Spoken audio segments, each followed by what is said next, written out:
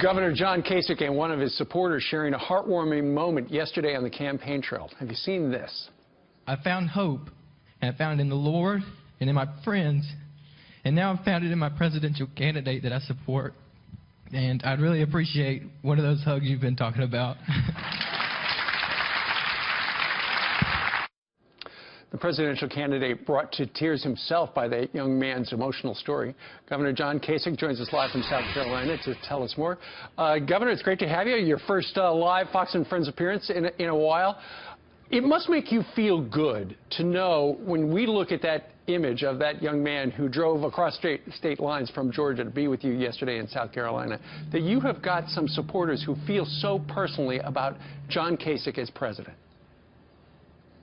You know, I don't know if it's about me, to tell you the truth, my friend, but, you know, it's been happening. It happened in New Hampshire a number of times. Just the other night, a lady was hugging me and talking to me about epilepsy and seizures and please, please don't forget us. And, you know, it's been happening all across the country wherever I go. And I don't quite understand it, Steve, but I think, I tell you what I really believe here is that I think there are a lot of people who, they want to be hopeful. A lot of people have pain. A lot of people have victories to celebrate. And sometimes people just don't have anybody around them to do it, Steve. I mean, I mean, we're supposed to be talking about politics, right? And we're talking about something that's so different than that.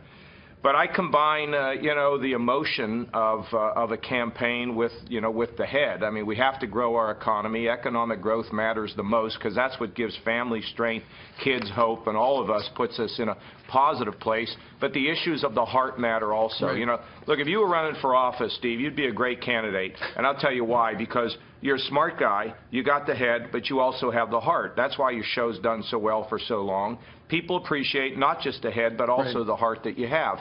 And I think that's what we need in public officials. That's what we need in everybody. A little bit of head, a little bit of heart, and it'll take us a very long way.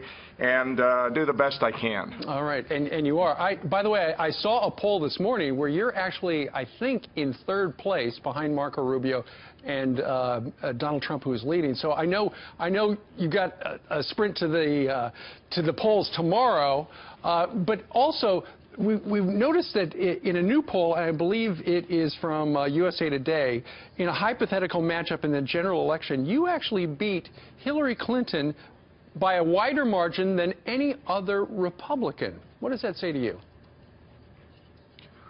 Well, what it says to me, Steve, is that the independent voter and even conservative Democrats, you know, who are not socialists, you know, or leaning towards socialism, are looking at me. And, you know, my father was a mailman, blue collar, and I think that there's a certain DNA you get when you grow up, right? And then it stays with you. And I think people sense that, look, this guy, you know, he's a good guy. He's gonna be for opportunity for me, and he's not overly partisan and all that. I think that's what's happening. Sure. I mean, we're up like 11 points on her. What I want to do is clip it out and just call for an election tomorrow. How's that? I don't blame you. All right, the folks are going to start voting in South Carolina tomorrow morning for Republicans. I'm going to give you 30 seconds. Why should they pick you as their next president? Well, in a nutshell, I was involved in economic growth in Washington with balancing the budget. I reformed welfare. I was one of the players.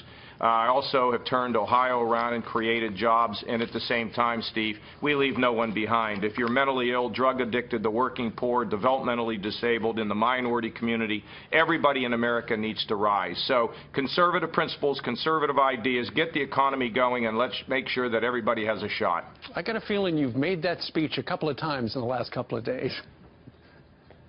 Well, you know, it's funny. I have no script, and I operate, you know, with a wire, on a high wire without a net, and you never know what's coming. But that's fundamentally what I think we need to be doing. All right. That is what he stands for, ladies and gentlemen. The governor of the great state of Ohio, John Kasich, joining us today from South Carolina. You're a good man, Steve Ducey. So are you, Governor.